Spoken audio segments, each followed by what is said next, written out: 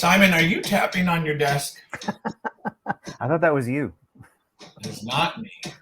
I put together this nice little mix, courtesy of you.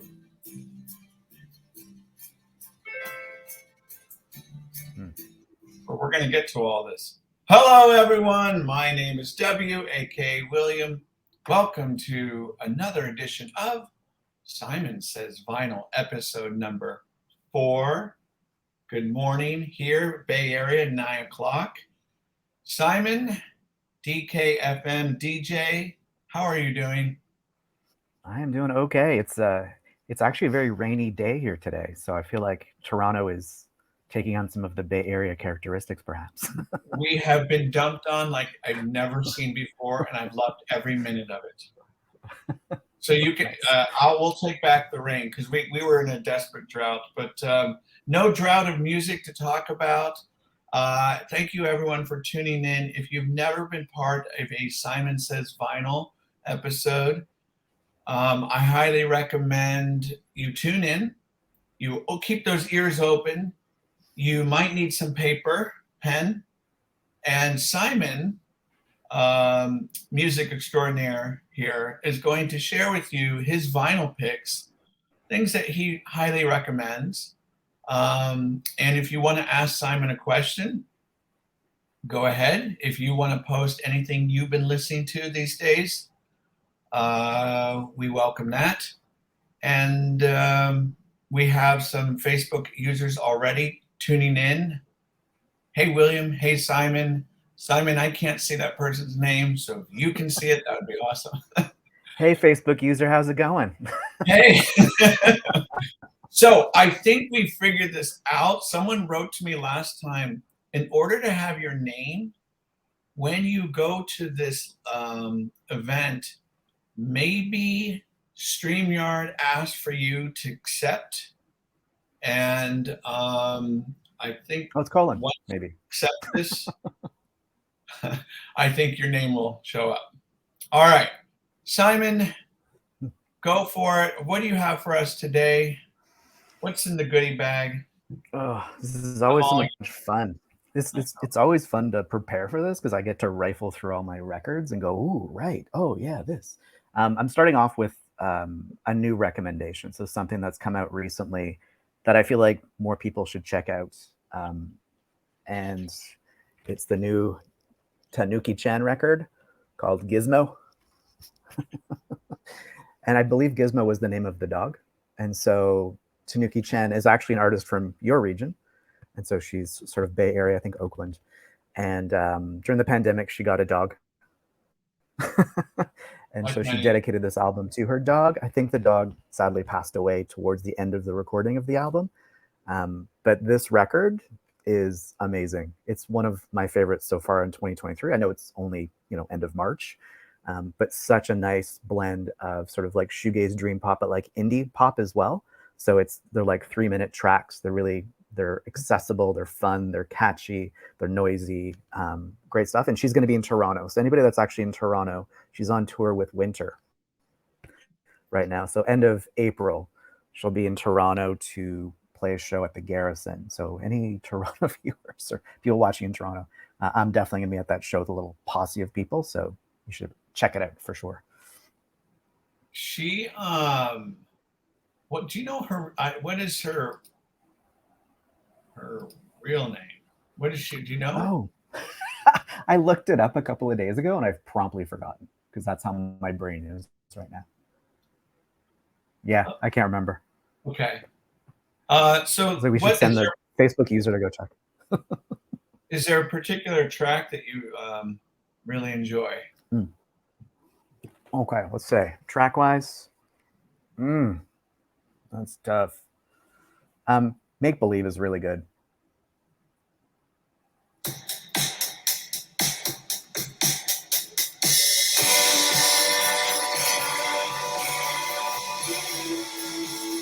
Quick, snappy pop song.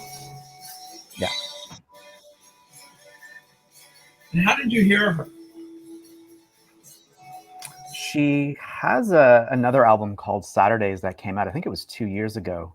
And actually, So what I do is I subscribe to a whole bunch of different newsletters because that's how I roll. And so I'll do my research every morning, like I've mentioned before, but I also subscribe to newsletters that give me stuff. And I'm pretty sure I originally found her through Norman Records, because Norman Records out of the UK does a really good Thursday roundup of all the new releases and vinyl and things that they've got in stock. And I think they mentioned her a couple of years ago, and they put little descriptions. And so whenever there's a description that intrigues me, I'll click on it. And there's always some music to listen to. And I was immediately hooked with her Sunday's record, her last record. And then when this came out, I pre-ordered it. I knew that I wanted it based on a couple of tracks that I heard, and it's solid. Really, really good record. Very good record. Do you feel overwhelmed at times with the amount of research you do? No. Well, it's funny. It's funny because it's like my reprieve. It's like my mental break. And so getting these things in and getting to just click on stuff and sample things. I mean, somebody watching me do it might be a little bit confused as to how I know. I kind of know I like something pretty quickly. And so I'll click through, and if it catches me, I kind of file it off to the side, and then I make a playlist. And then I let that kind of loop throughout the week, listening to the new stuff that's come to my attention, which helps me make my radio shows in a sense. Yeah, no, I've often thought about that. I'm like, wow, not only you, but Chrissy or Amber, or, whomever. It's just like the amount of time must be just quite a bit.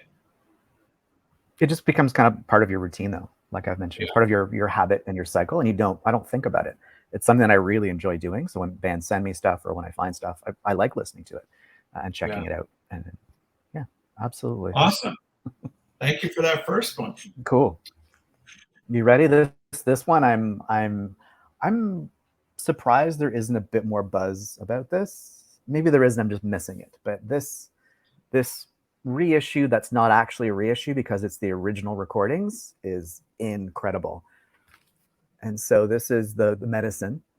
Okay. So this is the album Her Highness, which was originally released back, I think it was like 94, 95. Now, the original recordings, the record company was like, no, it's too noisy. We don't like it. We're not going to release it.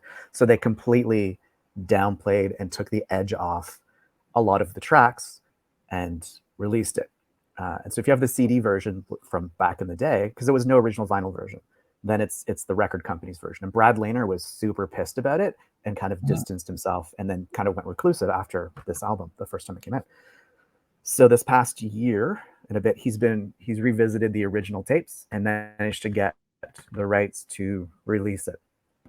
And I think he did 200 or 300 vinyl copies, and I managed to snag one. And I was like, I knew it was coming, and I sat there on Bandcamp with my finger waiting for it to go live.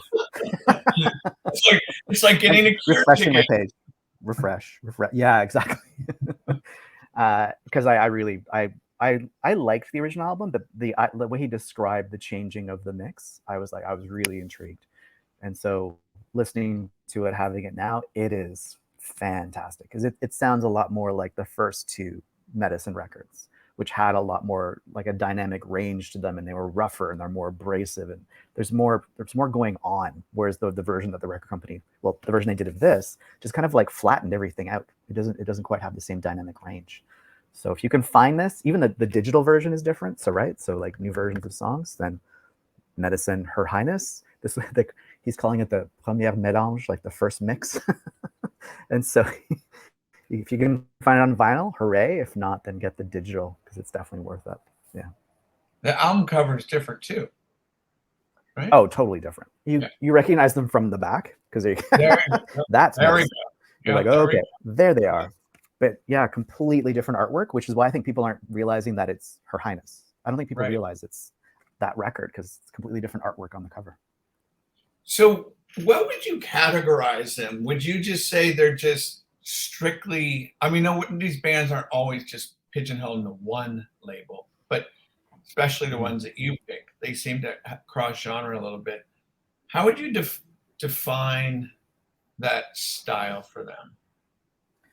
Well, to me, like they were part of, in my mind, they were part of the American shoegaze scene, Yeah. but on sort of like the noise rock side of shoegaze. Because Brad, man, he made some really abrasive sounds to start off Yeah. and end most records, right? Like you kind of go, whoa, I don't know if I can dig this because this is just hurting my ears. And then he always manages to bring in a rhythm section and bring in guitars that then envelop the noise that he's making. Just those early records were ridiculous for that. I don't think there was anybody in the UK or in the States doing what he was doing in terms of the noise he was able to harness. So abrasive. So it's like broken glass. And then somehow managed to mold that into something that is digestible and just amazing. Extreme skill. Did you ever see them live? No. And they used to tour with Luna all the time. And I I bloody miss them in that era. Yeah. Have you? That's right. You know Did what? you ever see Medicine? I don't want to say yes. I've seen Luna so many times. I wonder if I saw them with on the Screaming Trees Luna tour. That sounds like it could have had Medicine. Yeah. So I don't know. So I'm not going to sit here and tell you yes. Okay. Chris is here. Hey, Chris. Hey, Chris. Damon's here. Colin's here. Thank you all for tuning in. Damon says, Debbie, I got the Maps LP. Awesome. Hope you enjoy it. Nice. We're here with Simon Leclerc. He's sharing us his vinyl picks. And if you have any vinyl picks you want us to listen to, drop them in the comments box. That last one was Medicine, Her Highness. What is our third here? Going back again, this was my so shoegaze pretty much died in the mid 90s and it started to turn into other things. A lot of it was more abstract and experimental, and I liked that. Like Cranky Records was a huge thing for me in the mid to late 90s. Loved everything on Cranky Records out of Chicago. And then these fellas came about and did this. And I was like, oh, this is, you can do this. To me, this was like noisy instrumental shoegaze, but other people called it post rock. So I kind of went with that. But this because they've reissued all their early stuff, and so Come On Die Young and this and the early EPs have all been reissued on vinyl. And I want to show. I don't know how well the video captures this, but the blue that this has is just so gorgeous. I gotta show you. That is such a nice blue. How could you not love this blue? Yes, so soft. So it's so gentle, and also menacing because it's Mogwai. Back when they called themselves a punk band, basically. So this is their This is their first album. So that was their first album. So their first full-length album was Young Teen. And so when I posted about it on my Facebook page, a friend of mine messaged me and was just like, so do you remember that time period between like whatever 1998 and 2002 where you couldn't make a mixtape or mix CD without putting Tracy on it? Which was, and it was like, yeah, I do kind of remember that. Every mix that I made had Tracy on it because that song is just, it's instrumental shoegaze bliss under the umbrella of post-rock. And so that for me, the huge turning point as an album. And then of course Explosions in the Sky came later on and stuff, and it just created a whole other genre that is pretty cool. What was the label again? Oh, it's their label that they released it on. It was like Chemical Underground. Yeah. Okay. Chemical Underground that has like Arab Strap and stuff like that. Yes. So Scottish acts, Delgado's, Arab Strap. It's I'd never seen them. What? I know. No. I know. What? I know. I have a. We have to stop the interview now. Forget it. We're gonna put on the verb. I have a friend. If he was listening, he would just he would read me the riot act. He loves Mogwai. Just like no. So what did they like live? Just like ferocious, like peace, spiritual, shifting, life altering. You know the usual stuff. They were one of the first really intense crescendo bands, I called them, that I saw live, where it was so quiet and so delicate for so long, you're kind of like lulled into it, and then they just punch you in the face with this like massive build and crescendo, and you kind of wake up and go, oh my god. I think I've seen them at least a dozen times. Like because I saw them at so many festivals for a while too, when I was going to festivals, and so I'd always sneak over and catch Mogwai set, and they played Toronto a lot. Okay. So I feel like I've seen them in Toronto at least 6 or 7 times, and I saw them in the UK a couple of times, and at various festivals too. So yeah, you've got to see them live. Okay, so with their live performances, do they tend to mix up their set lists quite a bit? What do you mean? Oh, I have a siren in the background. Can you guys hear that? I live near a fire station. So meaning like, do you know what you're going to get, or is it each show just there's some wonderful surprises? Like, let me give you a great example. Yo La Tengo. You never know what the hell you're going to get. Yeah, but they're the extreme version of that. They could do free jazz. You'd be like, oh yeah, it's Yo La Tengo. Sure. Right. That's right. So are there shows, if you haven't seen them in a couple of years, like, okay, this is radically different from when I did last year? No, I mean they have a formula of sorts, so they tend to exist within those parameters. And I did find, because I think I saw them like 3 times in 1 year. At one point, I was like, okay, maybe I can take a Mogwai break. But it's like a visceral experience, right? So you're not necessarily going to hear a huge shift or change. You're going to get the feels, get the sensations that their type of music brings. And it's the same for Explosions in the Sky. You see them and you're kind of like, you're blown away, but it's basically you're running down a river with the band as you listen to their set. It's a feeling more than anything else. When I'm seeing Mogwai shows, I'm not going like, oh, that's that track. I'm just going like, oh my gosh. It's just, I'll recognize a track here or there, but the rest of it is just ebbs and flows and crescendos that just make you tingle. Yep, I will. Before I go to the great beyond, I'll let you know I've seen the Mogwai show. That was such an old man sound. That was great. Before I get old and can't stand at concerts anymore. I'll make it. I'll get there. I'll get to the Fillmore. Awesome. Nice. Great album. Love it. Yep. Good pick there. It's a pretty special album. Ready for the next one? Absolutely. All right.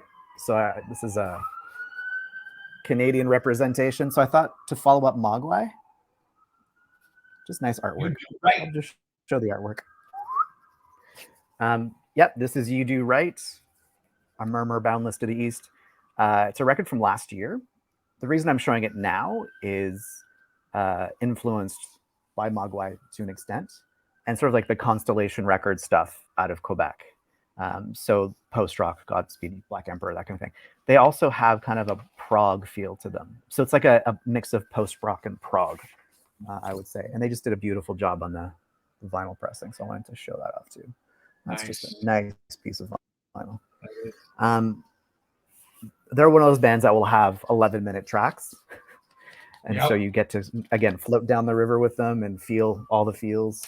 Live, I've seen them once live, and it was in the basement of a community center.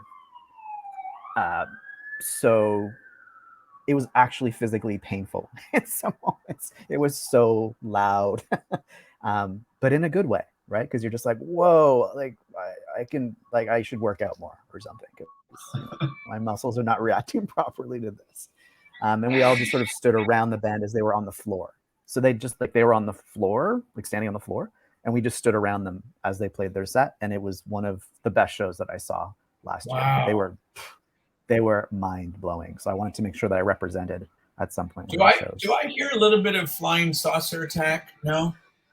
I mean, you could, because again, wall of noise kind of guitar sound. They bring that, but then they'll add like a lot of prog beats to it, and like the vocals are very. Like there's some parts you're almost like, wow, it's like Talking Heads. It's really they blend genres together that I'm not used to people blending so much, but it works. Yeah, I find it really works well. And they're a three-piece. So for a three-piece to be as loud as they were, I was like, whoa. They were, and man, yeah, it was intense. This is called Feet Together, Face Up on the Front Lawn. Yes. One of their chill tracks. 16 minutes long. Nice. That's right. So how many people attended that show, roughly? I'm trying to think, because I looked around at one point, because you get down there. I was right in the front because I wanted to, I was there to see them. Because it was part of a mini festival. We have this series called Wavelength in Toronto. I'm actually going to one of their events tonight for Do Make Say Think, who are like a really good post-rock band from Toronto. Anyway, so they put on this event, and You Do Right were playing in the basement. And I got right to the front. I was there like 30 minutes before they started playing their set because I wanted to be right front and center. And by the end of it, I feel like there were probably about 150 people, I'd say, between 100 and 200 in the basement, all just kind of like doing a lot of that because it was enthralling stuff. People were sitting and lying down. Let's put it that way. Yeah. So when are you so much of a vinyl enthusiast where you have a preference over the color, the variant of the vinyl? Do you care? I mean, for me, I just want it to sound okay. Like that for me is the most important thing. So if I see stuff on reviews or on Discogs that's like stay away from this version, then I generally will. In terms of other discernibilities, I don't have the wallet to be that discernible. It's more like I want to get it to add to my collection and to support the artist and to add to my collection. I try to buy from the artist directly. If I'm going to see them in concert and I know that that's coming up, I'll try to wait and buy it from them directly if I know they'll have some. Problem with Canada is that a lot of American artists don't bring their vinyl across the border because they have to pay duty and stuff like that on it. And so you're not always guaranteed that the vinyl is going to show up with the artist when they play here. Got it. So that was You Do Right. You Do Right. And yeah, I was looking at the album. There's some whoppers here. Like I was just saying, a 16-minute track. I can imagine in concert that floating in and out of that space must be incredible. It was, again, sort of that Mogwai-ish spiritual adventure where by the end of it, you question life and existence. What am I doing here? Like what's happening? So very definitely if they make it down to your area, check them out. Because they'll probably play like a super small venue if they made it down to San Francisco, and that would be you'd get melted for sure. I'm getting a sense, and correct me if I'm wrong, is Canada, Toronto area. It just seems very seems like it's blossoming with a lot of this style of music, or has that always kind of been there? I think it's always been there. I think with the way social media and the world and all the rest of it, I feel like it's just more accessible than it used to be. Because for me, like Constellation Records that I mentioned before, they've been around since I want to say the late 90s, and they do a lot of really interesting like post-rock, like neoclassical post-rock, and just interesting experimental artists. And that's what You Do Right is on. They're on Constellation. And so the stuff is there. And even back when I was younger, I mean, it was a different time, sort of the grunge era, but Sonic Onion used to do really fantastic stuff in Southern Ontario. And so it's been there, but it's a bit harder to find. And obviously our population being as small as it is, there's just fewer things. And so you have to dig a little bit more to find it. So I'm glad to hear that you feel it's emerging, because I think there's a lot of really good stuff in there that deserves attention. But for me, it's always been one of the layers that I'm tapped into. Yeah. Great. Next pick. This one, I'm going back to, I mentioned buying vinyl at concerts. And so this was one of the treasures that I bought at a concert once that I couldn't believe existed. And this you could only buy at the time from the band live. You couldn't buy it any other way. They would travel with it and they would only sell it at a table at the concerts. And I knew that going in, so I got it. And this is the Tinder Sticks. Okay, and it's actually live recordings of the Tinder Sticks, and so live performances from 1995. And I'm so enamored with 10 inches. They just look neat. They're like little baby records that are not, I guess they're adolescent records compared to 7 inches, but they're Yes. just cute little records. And all of the records have like cats on them. So it's like, if I guess Chris who's here, it's like, Chris. "Ah, Yeah, I've got I was going to say Chris. Chris. There's cats on everything. There's cats everywhere." Yeah, and it's kind of their, to me, this is their golden era. Sort of the mid 90s of Tindersticks was when they were, meaningful for me. Are you playing some Tindersticks? Is that what's happening? I am. So where's the Bloomsbury Theater for people that aren't familiar with that? It's so funny you mentioned that. I'm like, yeah, where is the Bloomsbury Theater? It sounds British.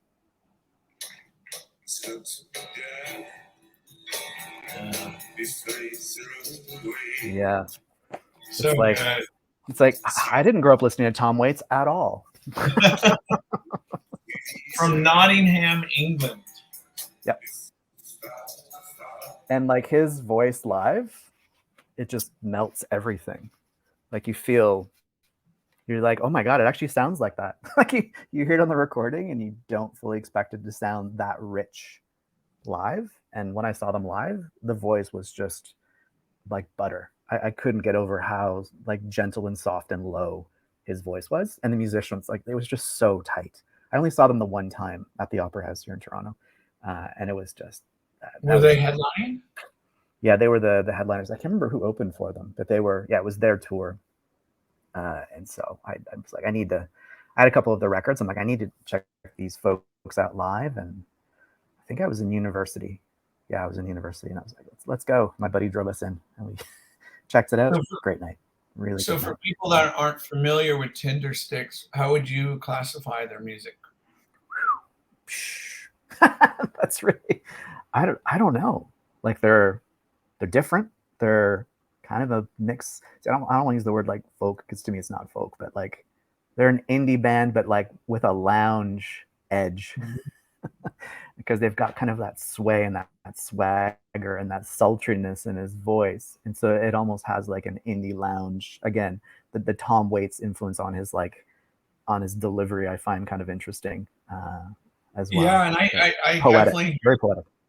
I hear that, and definitely Nick Cave. Mm-hmm. Nick Cave. To me, it's the same school. It's like it all came from Tom Waits, but yeah, Nick Cave for sure. Awesome. Yeah, Tindersticks. Are they still around? They kind of took a break for a while, but I think they've released a couple of albums these past few years. I'm just no longer in the same headspace listening to it. I like it, but I probably won't buy any of their newer stuff. I tend to just reach for their first few albums when I'm feeling kind of in that mood. And so it's there for that.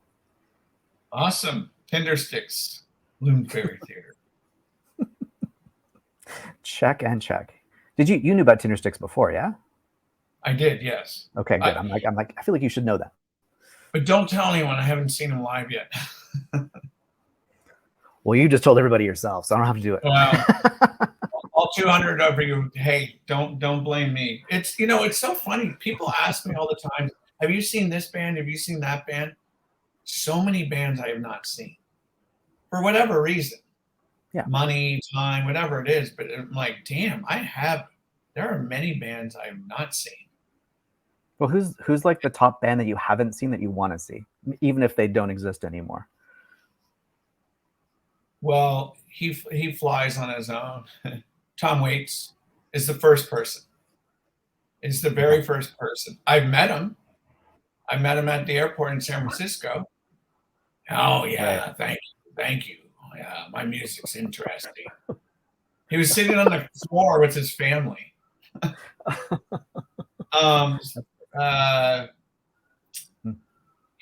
So for years I had always wanted to see the Pogues for years, and finally they came to San Francisco, and that was pretty very special for me.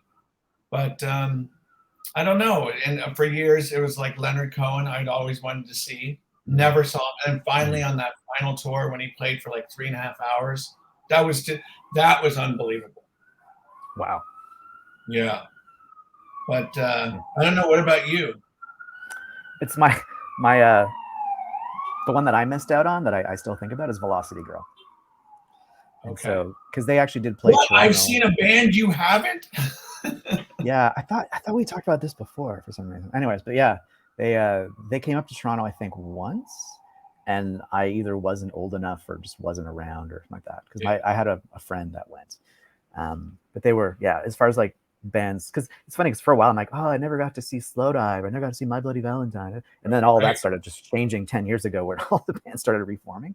And so, and I'd love to see Pale Saints. That'd be pretty cool too if they ever, made up at all, which they probably won't. But that'd be kind of neat. Yeah. Well, he's doing a little side project called Isolated Gate. Yes. So yeah, it's but it's not Pale Saints. No, it's not. But it's Cool. that. So yeah, so bands like that. I'm sure there are 4AD bands I never. I never saw. Yeah. And Damon's never seen Pink Floyd proper. Me neither. That would be. I think I watched was it the Division Bell? There was like that live thing, Delicate Sound of Thunder, live performance thing that I watched to death when I was in grade 7. Grade 8. Yeah, that's as close as I got to seeing Pink Floyd live. No, that's a great conversation. I love that. Mm-hmm. Mm. And if I think of any more, there are plenty. Oh, and Stone Roses. Never saw the Stone Roses. Right. And I heard from many people like, well, you're actually lucky. Yeah, I was gonna say it's a kind of a hit or miss situation. Yeah.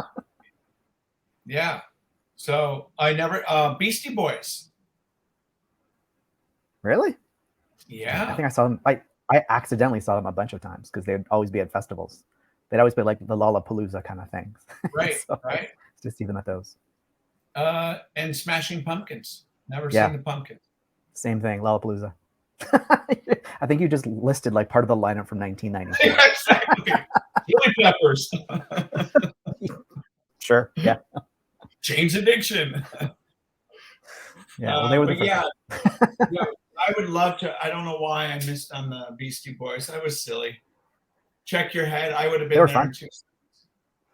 They were a fun live show. That was definitely, people jumped around like crazy. I couldn't do it now, but back then it was fun. Get me a seat over there. Oh my gosh. Yeah. All right, go ahead.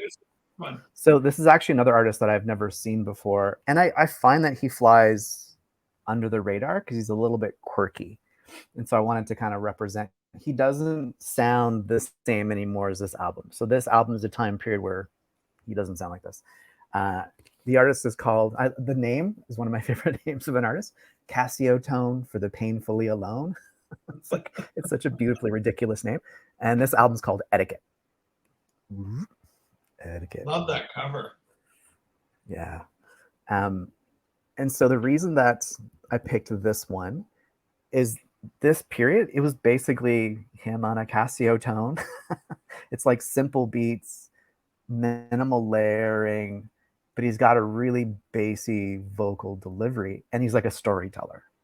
And so as you're listening to the songs, you're kind of like getting down to the simplicity of the Cassio tone beats and all the rest of it, which are really like the composition's actually really good. It's really catchy.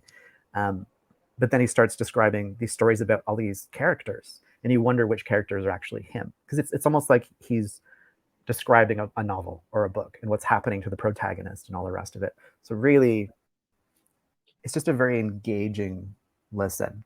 And after a while, the tunes are like simplistic that they really get stuck in your head, and just beautiful. And some of them are actually quite heartbreaking. I Love You Credence from this. It's like, whoa, geez, you listen to that. Anybody who's got like problems with their father, like disconnect with their father, like you might cry. It's really, like, you listen to the lyrics and you're like, oh, that's a gut punch. That's this really big gut punch right there. Yeah. So this is called Bobby Malone Moves Home. Yeah, one of the characters, and you're like, who are these people?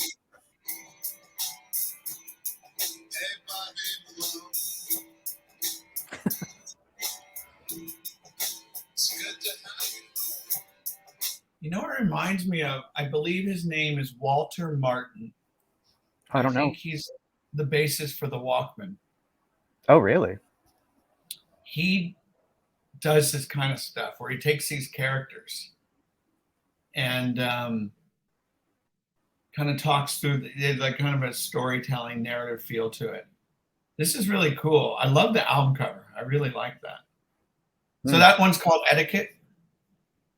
Yep. So that's the album called Etiquette by Cassio Tone for the Painfully Alone, which is, again, such a great name for a project. Yeah. And you just feel like you by the end of the record, you feel like you know these people. He just has this way of storytelling where you're like, these are real people that I could see him just living in a shabby apartment in some community and just getting to know all the other people who live in shabby apartments and their life struggles, and he wrote songs about them. It's just really easy to identify and connect with. And where's he from? Like you're like artist. I can't remember. I thought he was from California, but I can't remember. It's funny because he mentions all these different cities, and it confuses me because he like has songs about like Nashville, Tennessee, and all this kind of stuff. So I can't remember where he's from. I don't want to look that up. Someone says hello. Hello. Hey Facebook there. user. Hi, Facebook user. it's such a funny. Facebook. Oh, weird. Don't get me started on that. All right. So we go from Cassio Tone for the Painfully Alone to bum bum bum. Dun, dun, dun, dun. Did I go get mine here? Well, so hey Heather. She just hi Heather. This is one of those records, eh? Like, so this was on Cranky. I talked about Cranky Records earlier on, and this album, it's weird because it was like a secret handshake album at my high school, because it's not super accessible. Like, it's got a lot of noise, it's got some experimentation. Fear of Flying is, to me, one of the best tracks ever. Like, and it's like the pop song on this record, but it's not even close to being a pop song. You know what I mean? And so I remember I first got this on CD, and I fell in love with it after a few listens because I was really into noise and static. I was listening to a lot of Amp, a lot of Flying Saucer Attack, and so it fit into that really well with some trip hop beats, which was odd. And I thought I was the only one, but then I started bringing it up to other people, and they're like, "Oh yeah, I love that record too. Like, this is so good." And there was a bunch of us really into this album, and it to this day I still don't know why it was as popular as it was with friends of mine, because it didn't feel that accessible. But to me, it's brilliant. It's such a good rendering of that time period in terms of noise mixed with beats, and just like that, those lovely floaty vocals. And so it had elements of shoegaze, but it also had elements of just noise rock, noise pop. And yeah, the beats kind of made it odd because you're just like, wow, trip hop beats. That's a weird choice to go along with some of this. And then they went more in that direction after this with Lush Life. They went more in the sort of the electronic direction. And of course, before this, do you know their first album? No. The blue one. The first album sounds like My Bloody Valentine. Like, it's the album before this is, I've got it on CD, and it's just straight up My Bloody Valentine sounding. It's great. But then they went to this and added beats, and interesting shift. They definitely changed from album to album. So that is an album. I was in a record store. I was just thumbing through. All of a sudden, the gentleman at the desk slapped that record on. Literally within a minute, I said, "What is that?" Yeah. And so, "Oh, you should check them out. Just, are you gonna be hanging around in the store?" I'm like, "As long as you're playing this." So I walked out with it. I just knew, you know, you walk, when you know, and it's like, I love that feeling. Those are just those visceral, wonderful experiences that I wish kids could have when they walk into a record store. Yeah. I tell my students that, I'm like, man, just that feeling when you hit that moment. It's indescribable. You've seen High Fidelity, right? You've seen High Fidelity? Oh yeah. So I'm now going to sell all these copies of the Beta Man. And then Jack Black gets up there and he's like, "What is this shit?" And the guy goes, "Oh, it's the new trash now. And he's like, what is this crap? But that whole idea of going to record stores and they're the cool people you kind of want to, you've got the know, you're the inside person, all this. Like, what are you listening to? Yeah. And so if they're into it, you're like, oh, I should maybe, I'll consider this. And so, yeah, I told you before, I had Penguin in Toronto that I would just walk into his tiny little record shop and he'd always be playing cool stuff or make stacks of CDs for me to listen to stuff. And yeah, I totally get it. There's a vibe of being in a place and having that kind of grab you than just clicking through stuff online and, on your laptop or whatever. Yeah. I got to put you on the spot here. I'm not going to name the record store. I'm not going to name the record store, but I will say I've been to this place 3 times and I walk in, they've got a great selection, but the music they play is just, it's unbearable. And not only is it unbearable, it's unbearably loud. Oh. It's very frustrating. It's extremely frustrating. So it's kind of like, well, I love coming in here, but I can't stand being in here. Did you want me to guess which store? No. But do you like, you get banned. Like what style of, here's a question for Simon and for all of you out there. When you walk into a record store, what kind of music do you like to hear while thumbing through? Do you like when they're playing the latest, album from artists? Do you like funk? What is it that kind of gets you in that groove? Chances are they're not playing funk at the stores that I'm going to. But I mean, for me, it's usually there's no. I'm there to flip records, and that's my happy place. And so I'm focused more on that. And so hopefully whatever they're playing is not too loud because I don't want to be overwhelmed with it, but it's something that I can kind of tune into as I'm flipping through my meditative flipping through records, and a little bit of a beat to get me kind of in a rhythm to do that, but nothing too overwhelming. If it's loud and abrasive, I find it a bit too distracting. And so that's exactly it. Yeah. And I don't know the owner at all. I know that's kind of his style of music, and that's fine. But I cannot be the only one that has walked in there and goes, is there something else in there? Down a bit. I'm trying not to be a curmudgeon. I'm like, but it's frustrating because I want to get in that rhythm, that groove, and you're just that cadence of the fingers and just moving. But when I hear it, and maybe it's not so much the music, it's the volume. Because you literally have to walk over to him, be 3 feet away, and be like, oh, so blah, blah, blah, blah, blah. Really? It's frustrating. Yeah, it's frustrating. Yeah. Very frustrating. I can see why. That wouldn't be appealing for me either. Yeah. Yeah. So let's just say it's more in the realm of speed metal. Oh. And yeah, and as you're flipping through, and you start breaking a really profuse sweat as you're trying to flip through records. That's not pleasant. No. But so it's frustrating because, like I said, I like the selection, man. Anyways, all right, let's go for the next one. So the last couple that I'm doing are double doses because I gave you album titles, but I'm I can't choose really. So first up, American Analog Set. The Fun of Watching Fireworks was the one that I mentioned to you. I also have their Know by Heart album on vinyl, which is incredible. And this is one of those, again, sort of late 90s, early 2000s bands that I feel like more people should really like them. And so I want to give them props here. They're not around anymore. But I can't remember, did you say that you had heard of them before or you hadn't heard of them? No, eh? Yeah.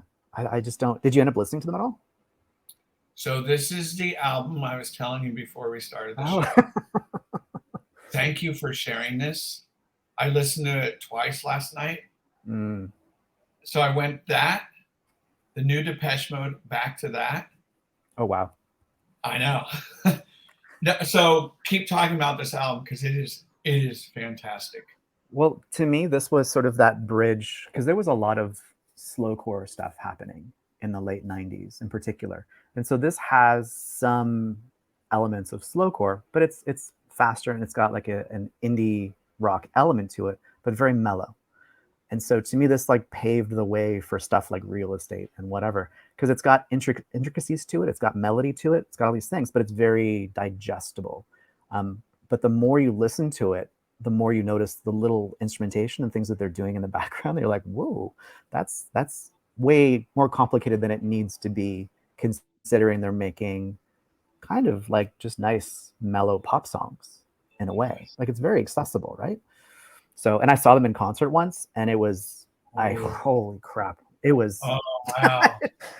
It was they didn't tour a whole lot, especially into Canada. I think they only played Toronto maybe twice, and I caught them one of the times, and they were up there, and they were drenched in sweat like 10 minutes in, because they were all just playing all these different instruments and running around and doing all kinds of stuff. And the vibe in that place, we were all just enthralled with what they were doing, because the percussion, they had like 2 or 3 different percussive things happening simultaneously to create the percussion and add like guitars to it, and then sort of the organ and keyboard parts. And it's just, they were definitely special and deserve, I think, a bit more talk from that time period as a influential band. So so this is track number 2, On My Way. Mm-hmm, mm-hmm.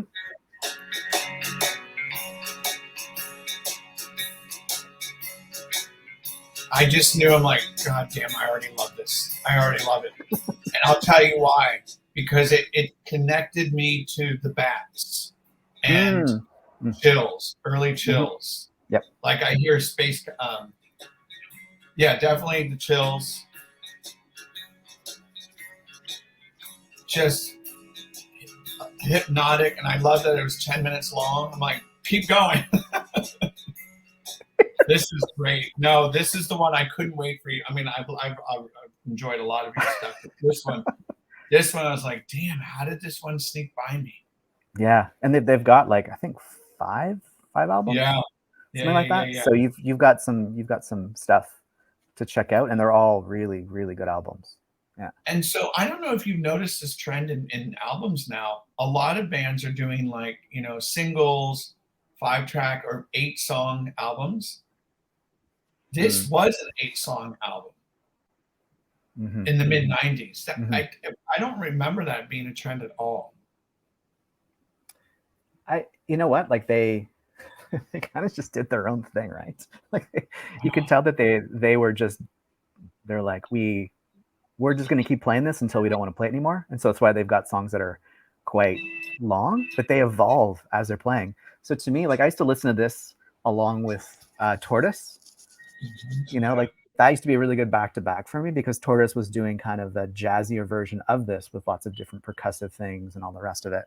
Like Dejed and like Glass Museum mixed into this was a dream for me. It all meshed really well. Yeah, thank you for this one. Cool. I'm glad you liked it. Oh God, I loved it. It's like I told you, it's like you just know when you know, and your ears tell you everything you need to know, and it does something to you. It releases those endorphins, right? And it's like, oh, give me more. And I loved when I was listening to it. You're right. It has these nice little touches, these textures, these layers, and I wasn't sure where it was going, and I just loved that. Yeah. But it was an odd time period, like I said. Well, I guess I'm also sort of, it meshed in, because it's not really pop songs, but it's pop songs, because they're the way that they're stretched and kind of contorted makes them less pop songs and almost more, like I said, there was like slowcore elements, because some of the songs are quite slow and just that really heavy sort of keyboard organ element to them leading the song. And then prog, in a sense, because it was very like rhythmic, it didn't make a whole lot of sense that it would mesh so well together. But then with like the vocals not being super present, just nice, like really soft vocals, allowed the instruments to kind of do more of their thing to fill the space. So it ended up being really balanced in a lot of ways. Yeah. So everyone, that was the American Analog set, The Fun of Watching Fireworks. Yeah, You got one more? for sure. Yeah, I got one more, and it's a last double dose as well. Since there's been reissues of this, I wanted to capitalize on my original issues because you know what? I got to show off sometimes. The Depreciation Guild. So those two. So those are original pressings that I bought from the band when they were touring at a concert.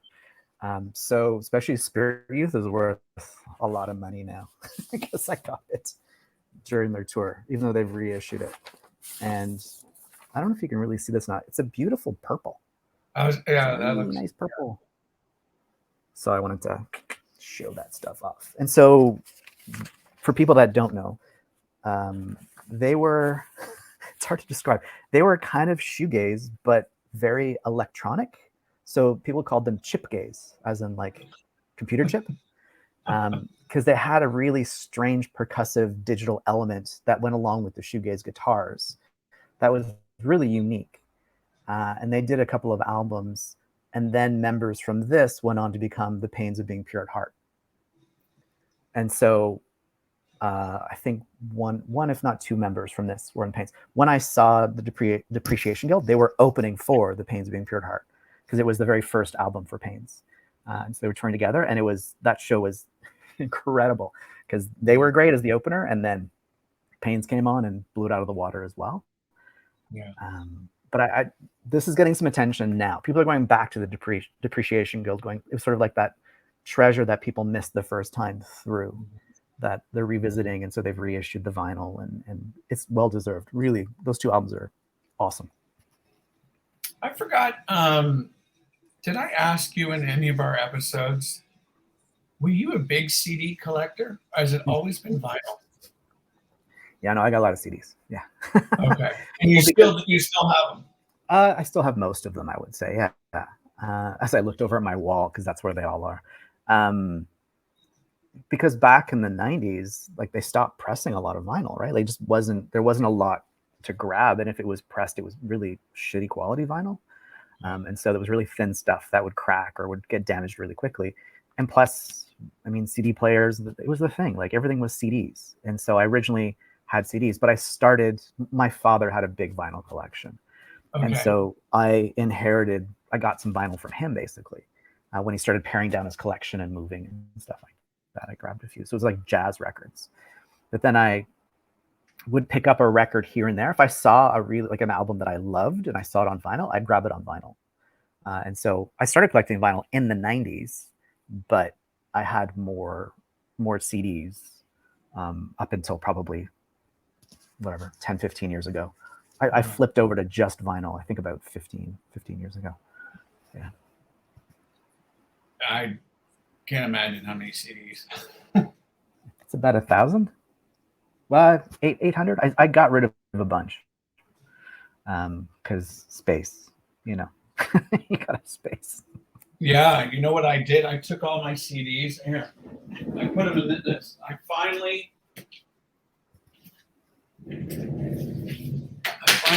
bought a bunch of these. Oh, yep. And I listen to CDs. I have a CD player here in the room, but I listen to a lot of them in my car because my car has a CD player and I love it. Right. Because cars don't come with CD players anymore. Like, what's that? Right? So Ours I love some. I'll just pull over. Yeah. I'm like, okay, I'm just gonna pull over and enjoy my CD here.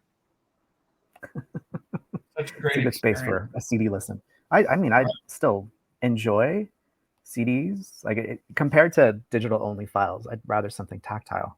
But I have a CD player, like a carousel set up in the office. And so I'll occasionally listen to stuff in there. But honestly, I use it more for like workout music. So it's mostly like jungle and like metal for my workouts in the office. So I got that. Is there a CD that has not been pressed on vinyl that you really want? I'd have to think on that. It would require a bit of research, I think, but I'm sure there's got to be some that I've. Yeah. Because obviously I've got duplicates where I've got stuff on CD that I also have on vinyl. because I want to listen to it on my record player and then through my sound system, my main sound system. So I'm definitely one of those people who repurchased the ones that I really loved. Yeah. To have on vinyl.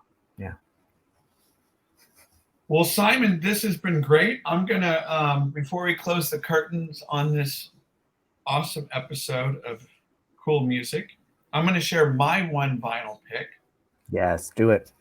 And I kind of picked something that is pretty different from what you have shared, just because I'm a jerk that way. It's fun. And I picked this one because I feel it's an album that gets completely overlooked by many of the fans. That's what I think. And it's also an album that I fell in love with when I saw them tour early 90s, and I was just getting into all this kind of music. And this is the Inspiral Carpets, The Beast Inside album. So this was one of those albums I waited and waited and waited for them to press, and they finally did. And I don't know if you ever got into this style of music, but I think for me, what I really enjoyed was the organ sound.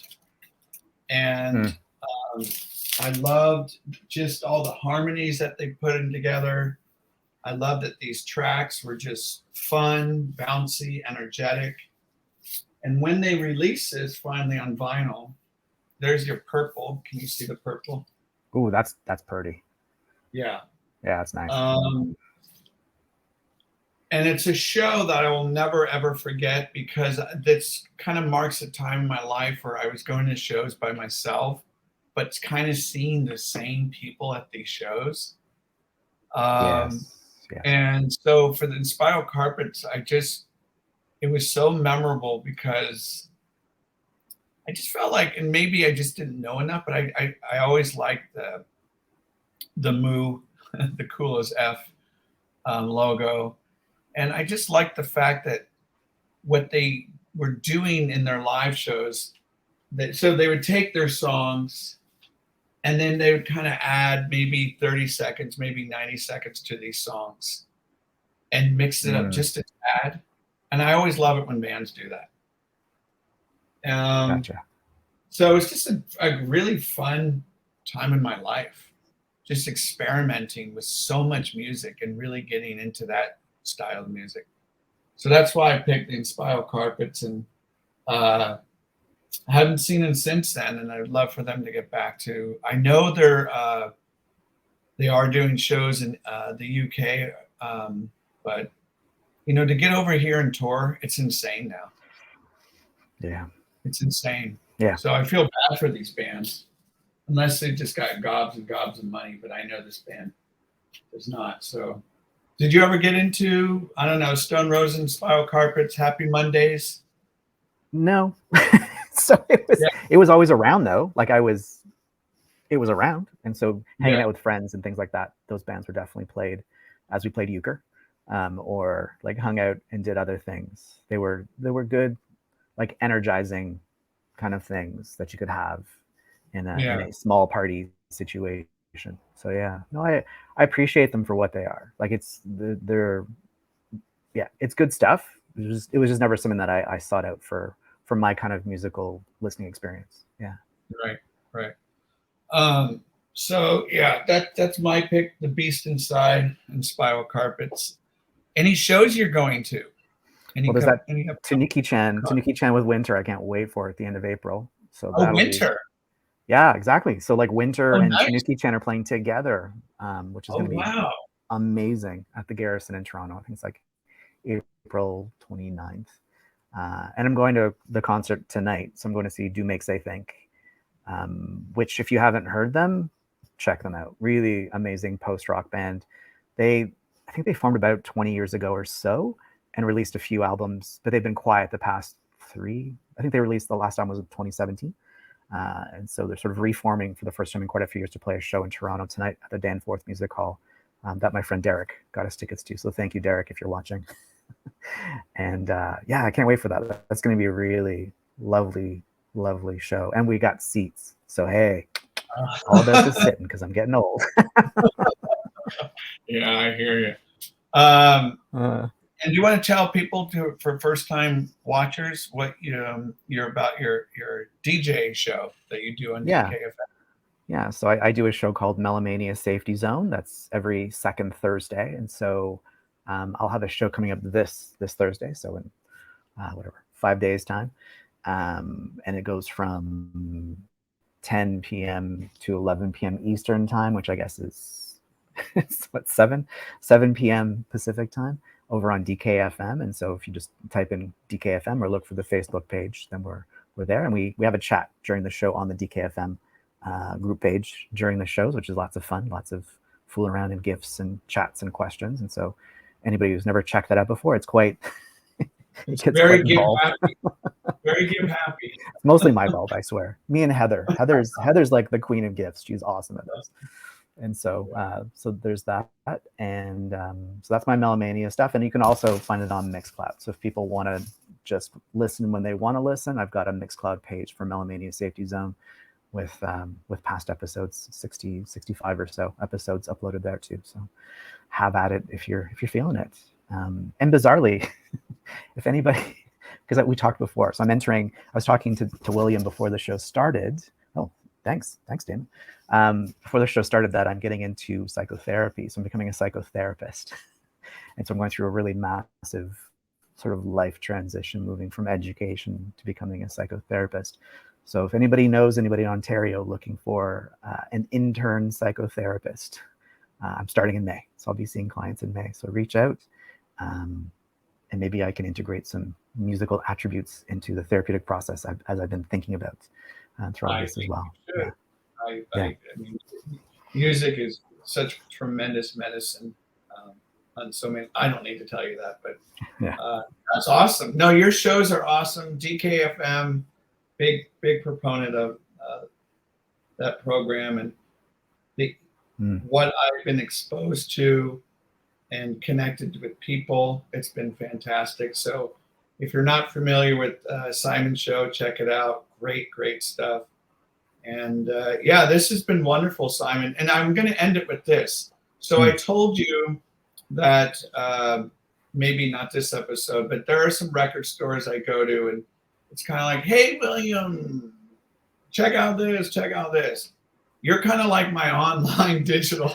Hey, William, check out this. So you're like the store here for me, and I'm sure a bunch of other people that I value and appreciate your picks, and I know you put a lot of time and passion into this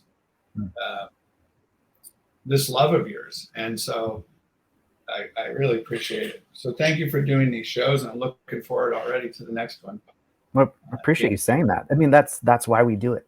I mean, we're hoping that we're connecting with people, that it means something to other folks. I mean, I do it because I love it, and so that's the end all be all for me in a lot of ways. But to hear that other people connect with it or find things that are new that they enjoy is incredible, and it definitely gives me a happy, warm feeling. So I appreciate that.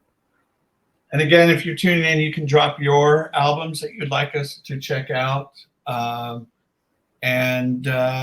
Tomorrow we have another event on High Arts on the Edge, and that is with another vinyl enthusiast / musician, goes by the name of Derek Higgins. So check that out. That will be at 9 a.m. Pacific Standard Time. Lots of stories to hear from him. Thank you, everyone, for tuning in. Thank you, Simon Leclerc. We'll talk soon. Cheers. Peace.